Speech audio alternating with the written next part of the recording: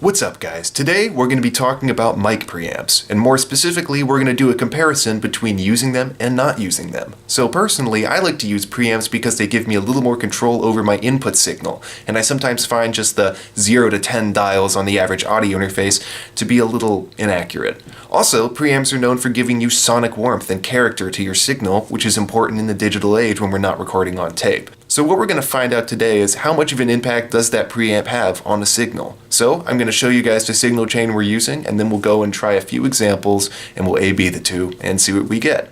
Let's check it out. So for starters, we're just going to plug into one of these inputs here on the front of the Focusrite Sapphire. Then we're going to run through this ART tube preamp that is set on the valve setting. This is a voiced preamplifier, meaning it can kind of shape the color of the sound. However, we're going to use kind of a neutral setting just to get an idea of how this thing sounds, and then we might mess around with some of the other settings. So let's record some examples and see what we get.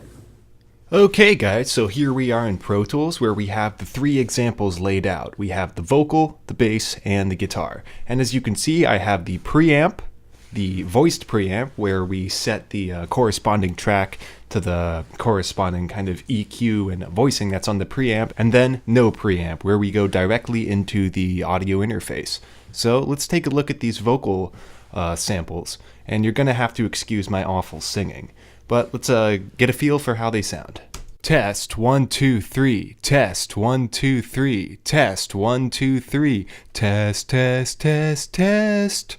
Test 1 2 3. Test 1 2 3. Test 1 2 3. Test test test test. Test 1 2 3. Test 1 2 3. Test 1 2 3.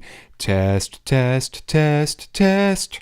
Okay, so out of these three examples, I think you're going to notice the smallest difference between the takes in the vocal.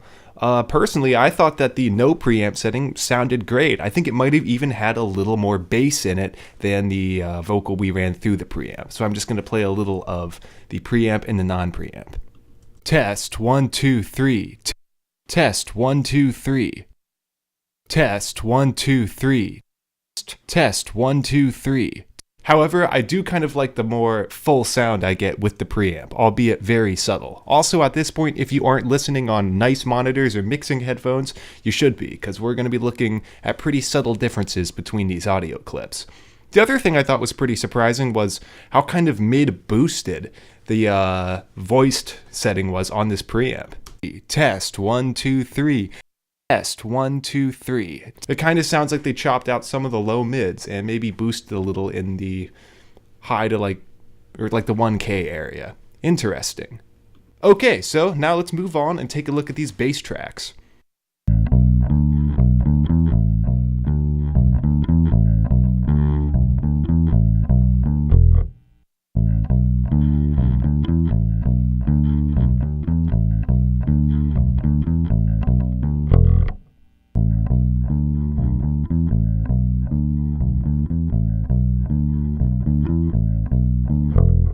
Okay, so here I actually noticed a pretty big difference between the preamp and non-preamp. It seems like the preamp really opens up the top end of the bass. You can hear a little more of the articulation and the buzzing of the strings, which is good. I think that's very helpful if you're taking the signal and then maybe EQing it or running it into an amp sim.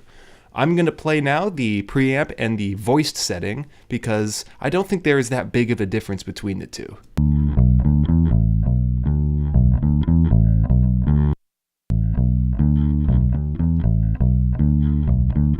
It's possible that they maybe messed with the low end or the mid-range a little bit, but overall they sound pretty similar. And I love the sound of this preamp on bass. It's possible they maybe boosted some lower high end, but I don't really think that makes a big difference. However, the difference between this preamp sound and this non-preamp sound, it's almost night and day for me. It almost sounds like the strings are super dead on this one and there's just no life in the top register of the bass tone. Alright, let's go and take a look at some guitar.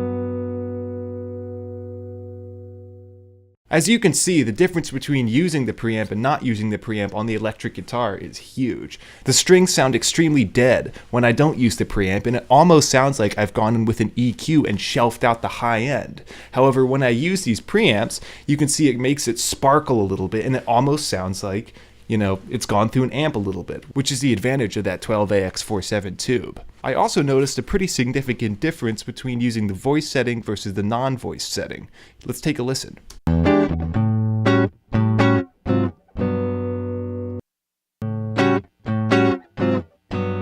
Using the electric guitar setting on the preamp really gave it a lot more bite and spank and helped remove some of the kind of muddy low mids that are in the signal. Again, if you're using amp sims, the preamp is an invaluable tool when it comes to getting those DIs ready to sound good and natural with those simulators.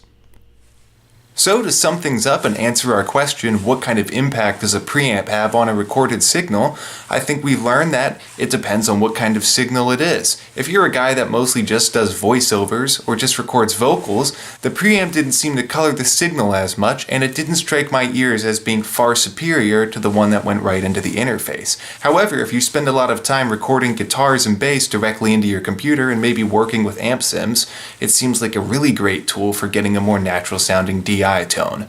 So, I hope you guys enjoyed this video. Feel free to like and subscribe and check out my channel for more audio and music related content. Until next time, peace.